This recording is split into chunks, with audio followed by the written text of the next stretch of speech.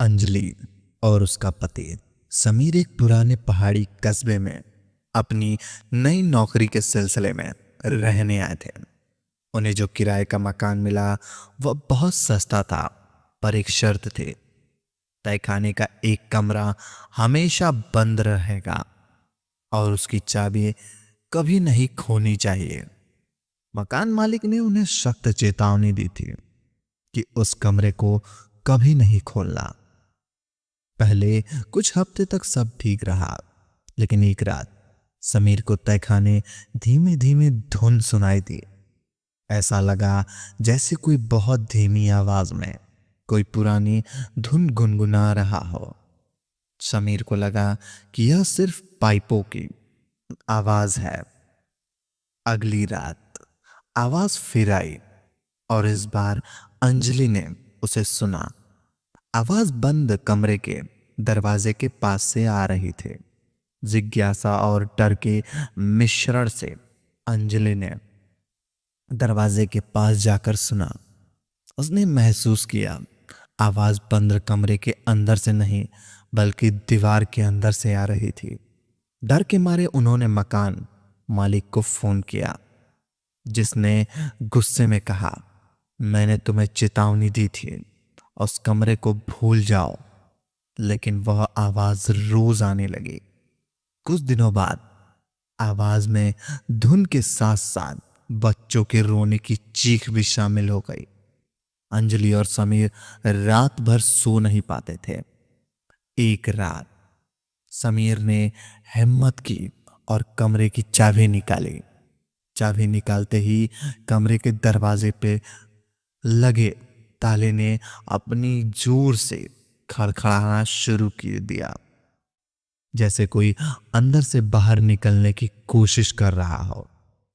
समीर ने ताला खोला और दरवाजा खोल दिया। कमरे के अंदर घोर अंधेरा था और हवा बहुत ठंडी थी। जैसे ही उन्होंने टॉर्च जलाई, उन्हें कमरे के बीच में एक पुराना धूल भरा झूला दिखाई दिया, जो धीरे धीरे हिल रहा था।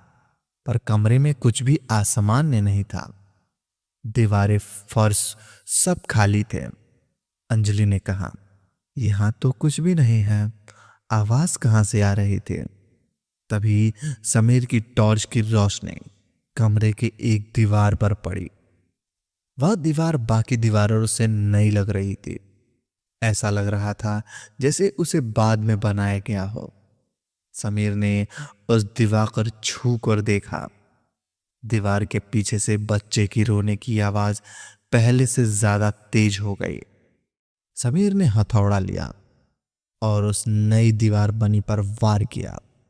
जैसे ही वो टूटी, अंदर से एक अजीब सी सड़ी हुई गंध आई और वहां से धूल और मिट्टी का गुब्बार उठा।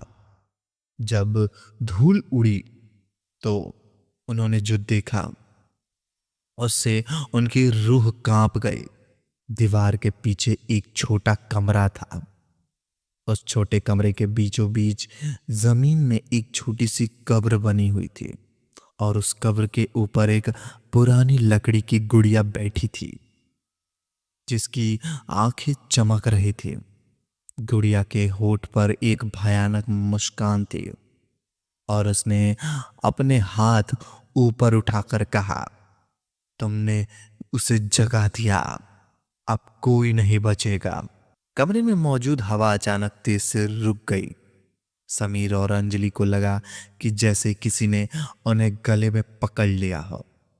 गुड़िया अपनी जगह से उठी और कब्र पर नाचने लगी और उसकी आंखों में चमक और तेज हो गई। तुमने मेरी बेटी को दफन किया, गुड़िया की आवाज आई, और अब तुम उसकी जगह लोगे। तभी कब्र की मिट्टी की हलचल हुई। मिट्टी हटी और उसमें से दो छोटे सूखे हुए हाथ बाहर निकले। वो सीधे समीर की ओर बढ़े। समीर पीछे हटा, पर उसके पैर जमीन पर धंसते जा रहे थे।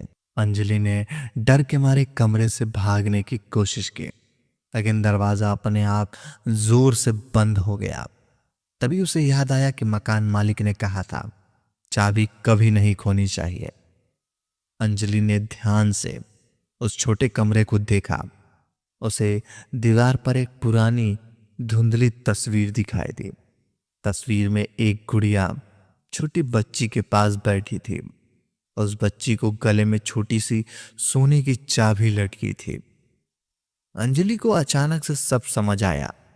यह कमरा उस बच्ची का कब्र नहीं बल्कि उस गुड़िया का कमरा था, जिसे बच्ची की मौत के बाद उसकी मां ने जिंदा दफन कर दिया था। यह सोचकर कि यह मानूस है, लेकिन बच्ची की आत्मा अपनी प्यारी गुड़िया के साथ दफन होने के आखिरी इच्छा पूरा करना चाहती थी। जब समीर ने पहली बार दीवार तोड़ी तो उसने गुड़िया को रिहा कर दिया। उधर गुड़िया की जोर से हंसी। मुझे अब बस एक चीज चाहिए, तुम्हारी आत्मा, समीर जोर से चीखा, क्योंकि सूखे हुए हाथों ने उसके टखनों को पकड़ लिया था। अंजलि ने अपनी पूरी ताकत लगाई और उस दीवार को फिर से तोड़ने की हथौड़ा उठाया, पर समीर ने चिल्लाकर कहा, नहीं, इसे बंद मत करो, हमें इसकी आखिरी इच्छा पूरी करनी होगी। अंजलि को तस्वीर में दिखी रही चाबी याद आई। उसने समीर की ओर जोर से चीखा, जिससे वह सूखे हाथों से पकड़े हुए छूट गया। उसने जल्दी से गुड़िया को उठाया और कब्र से निकली मिट्टी में गुड़िया को दफन करना शुरू कर दिया। जैसे ही गुड़िया पूरी तरह से मिट्टी में दब गई, बच्चों के रोने की आवाज अचानक से खुशी और हंसी में बदल गई। कमरे का अंधेरा झट गया और दरवाजा अपने आप खुल गया। अंजलि और सीमा भागकर वहां से निकले। अगले दिन उन्होंने एक मकान तुरंत छोड़ दिया। वे कभी वापस नहीं गए, लेकिन गांव वाले कहते हैं कि अब उस बंद कमरे में कोई भयानक आवाज नहीं आती। हालांकि कुछ लोग कहते हैं कि कभी कभी आधी रात को उस बंद कमरे के दरवाजे पे एक छोटी बच्ची नंगे पैरों के निशान दिखाई देते हैं और साथ ही गुनगुनाने की धीमी आवाज भी आती है। शायद अब गुड़िया को बच्ची दोनों शांत हैं, पर कोई नहीं जानता उन्होंने किसे दफन कर दिया था। क्या आप उस जगह पर जाना चाहेंगे? कमेंट करके बताइए।